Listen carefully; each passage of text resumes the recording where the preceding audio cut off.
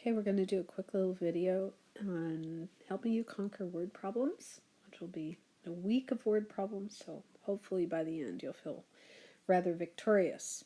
So we're going to do one of the problems, top of the page, where it talks about walking to that park or walking to my friend's house. All right, it says you've got to draw a model, which we try to do in class today, and then write an equation that you can solve algebraically. So we're going to divide this page right down the middle. And in the first half, I'm going to draw a model. Now, you could try to work it out so that it came out perfectly. I actually want to do it, even though it says they're going in opposite directions, we'll just deal with absolute value. So we're going to start with my house, and it says I'm going to the park from there. And then it says I'm going from my house to a friend's house. And then it says I could go from my friend's house to the park. All right, notice I tried to draw them shorter and longer, not that in this case they're exactly representing the value, but we do need to put some values in. So it says that it takes 5 minutes to walk from my house to the friend. So I'll put a little 5 there. And it says from my friend's house to the park takes 15 minutes. All right. And the only thing I know here that it says is that it's twice this distance to my friend's house. So it's twice 5. Now, obviously you're going into this, you know the answers. But we want to represent this in an algebraic way. So we go by the question it asks. It says from the very first thing, from the house to the park. That was their very first thing. Now, it didn't give me that 5. Did you notice? So this 5 at that point was a variable. So we're going to pick a variable, we'll call it P for park.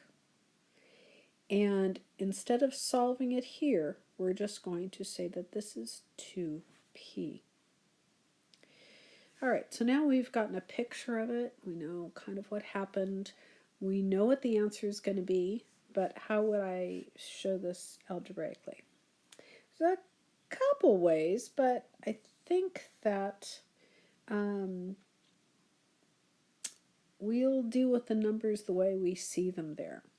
So the first thing we see is twice something else. Twice something else, even though I know what that something else is. So I'm going to write twice P, 2 times P.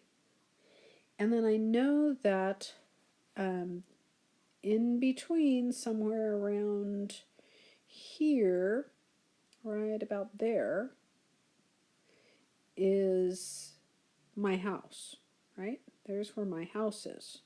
So I know that there's 2 parts to this. There's this distance and there's this distance. The whole thing, the total, being 15.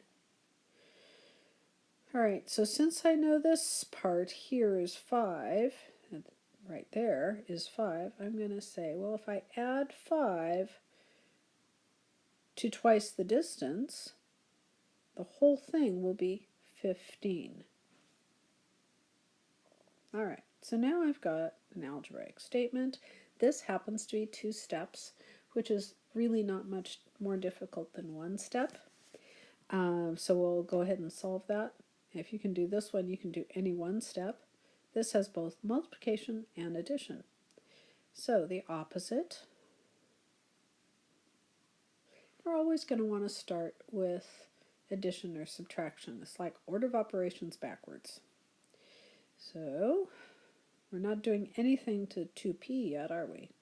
That's just staying there. This one is going away, and we subtract or we add the negative, and we get 2p equals 10. Of course, you've already learned that if I have multiplication, the opposite is division.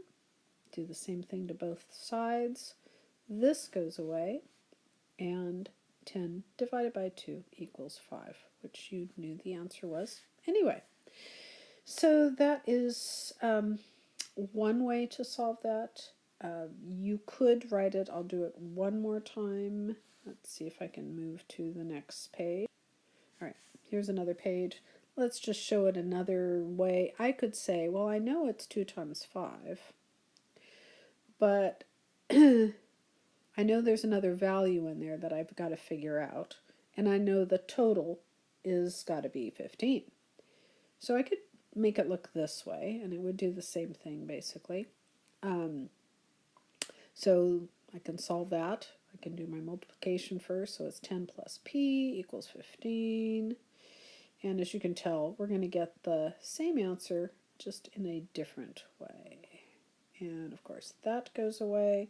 That leaves p equaling 5. All right, so you're going to do another 7 problems tonight, and you'll do the other 8. I think I gave you more than that, so I'm letting you have some choice in this.